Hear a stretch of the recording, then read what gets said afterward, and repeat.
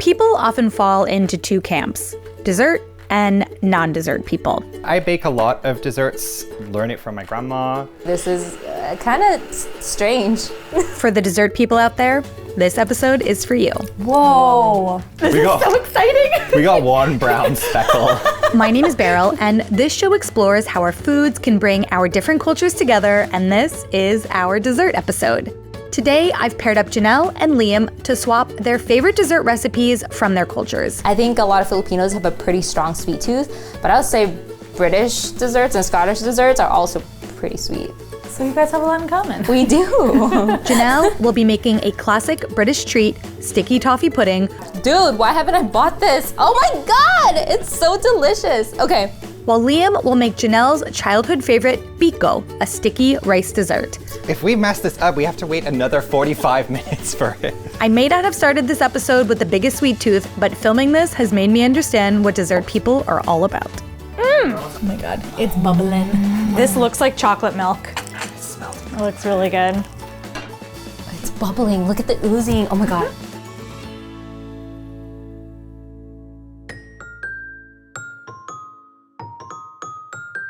Dear Liam, my name is Janelle and you're going to be making Filipino biko. I live in California, but my family is originally from the Philippines. We moved to the US about 23 years ago. One of my favorite Filipino desserts is called biko, which is a caramelized sticky rice cake. All right, making biko. What is the first step? It's made by cooking down brown sugar and coconut milk and then mixing in the sticky rice with that sweet sauce. Wow, it's like a brick. Is it? Wait, was that the vacuum's noise? Yeah, that was the vacuum noise. That wasn't me. 2 cups of rice. Biko belongs to a collection of Filipino rice desserts called kakanin, and I'd say it's one of the more popular ones. It's always been there as long as I can remember, from the local shops in the Philippines to the grocery stores here in the US. Boil down cream until it turns into a caramelized crunch. That is it. One day, I remember talking to my dad. He was stirring a pot of coconut cream. I look away and then I look back and all of a sudden he's got these crumbles on his pan and I had no idea that it was made from one ingredient. So here are some cooking tips. When you're cooking this, make sure that you're stirring constantly. You want to make sure that the caramelized coconut milk doesn't burn. So I think we've been cooking this for about 40 minutes now. Stirring constantly. And it might seem like it'll take forever at first, If we mess this up, we have to wait another 45 minutes for it. but once it starts to brown, it'll caramelize pretty quickly after that. Now, that brown. We got a brown spot?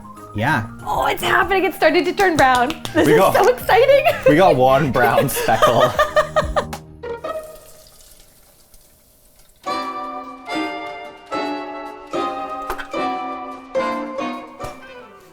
That was very satisfying. Every year I spend living in the US is another year away from my childhood in the Philippines. But once I plate the biko and I take a bite, those memories come flooding back. This dish helps me remember where I came from. It smells incredible. It smells like caramel, toffee, like fragrant and floral from the coconut milk. It smells great. I haven't met anyone yet who doesn't like this. It's a highly rewarding, decadent, low-effort treat. If you like sticky toffee pudding, biko is kind of like its sticky rice cousin.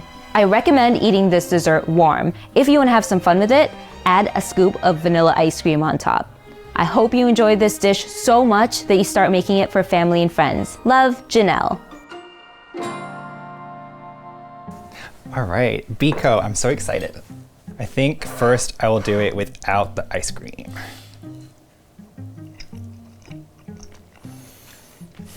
It's really good.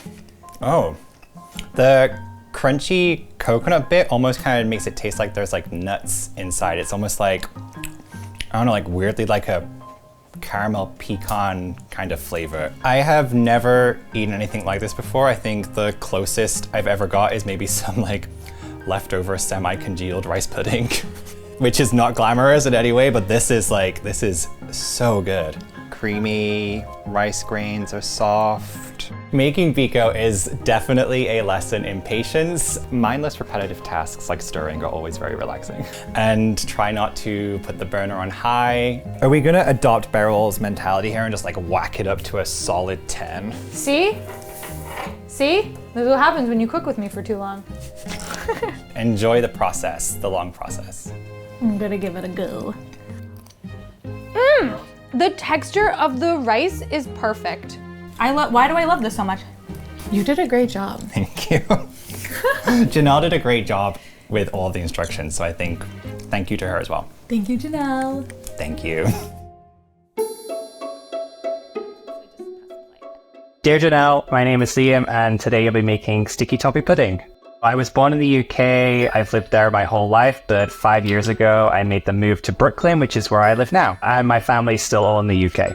Sticky toffee pudding is my favorite dessert ever. Okay, so I'm making sticky toffee pudding. The first thing you get is really rich caramel tones, but it's not like an American caramel. It's a much richer, much darker, more molasses toned caramel. So when Liam was talking about that deep molasses flavor that he doesn't get with caramel, I think that's because they're using muscovado sugar, dark muscovado sugar, which has a lot of molasses compared to just brown sugar. My earliest memory of eating it is my grandmother making it for us for dessert for after Sunday roast dinners. Can I just like taste this? Yes. Whoa. Like Yum. the molasses flavor is so deep in that. That's wild. Dude, why haven't I bought this? Oh my god, it's so delicious. Okay, distracted. Okay. Sticky toffee pudding originally is a steamed pudding, but most often than not, it's kind of baked nowadays, and you will pretty much find it in any good pub or bistro in the UK. It looks like Oreo cookies better. It does. This is like sandy consistency. Okay, so now I have to pour the milk in the measuring jug, beat in the egg. I haven't really found the American version, but having a recipe for a sticky toffee pudding in my repertoire means I can bake it whenever I want. I'm gonna whisk now. My husband loves it. It's a really great dessert to kind of plonk on the dinner table after eating and just have one spoon and a couple of bowls and everyone help themselves. Oh, we need to chop the dates. Okay, fold in the dates, then scrape into the prepared pudding dish. I usually bake in a big dessert dish, and that way there's more portions to go around. Don't panic. So you do pour boiling hot water over the top of your raw cake batter, which can be a little bit daunting if you've never done a cake like that before. I've never poured boiling water over batter before. This is kind of strange. I'm really excited to see you pour the boiling water over this. I'm so curious.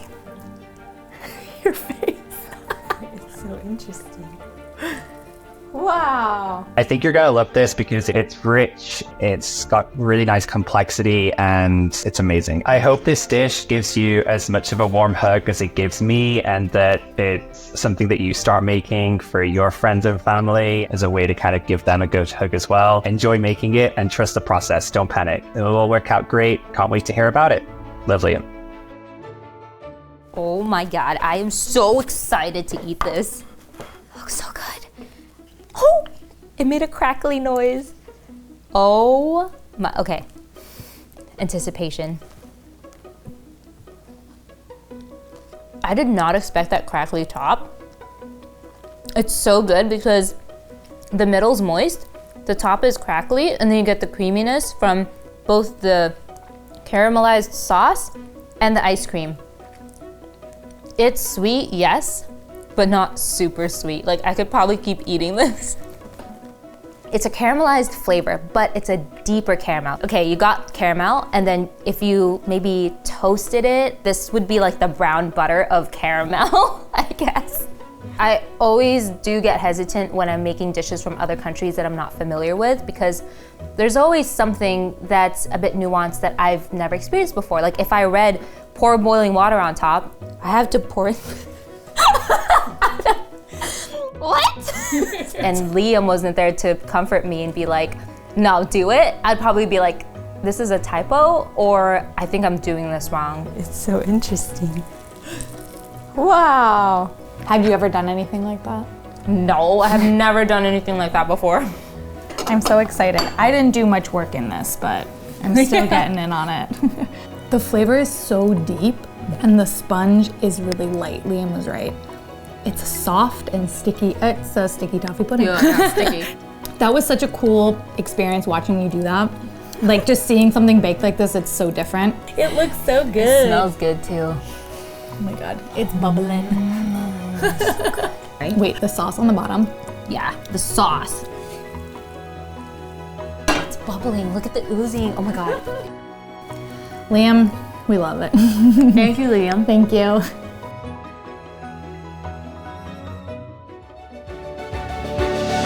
I hope you enjoyed this episode of Pan Pals. Let me know in the comments if you're team sweet or team savory. And if you like home cooking, you should check out the new season of The Great American Recipe. The show features 8 talented home cooks in a competition that celebrates the diversity and flavors of foods across the US. You can watch the first episode here on the PBS Food YouTube channel and check out the rest of the season every week on the PBS app and your local PBS station. Check it out in the links and in the description.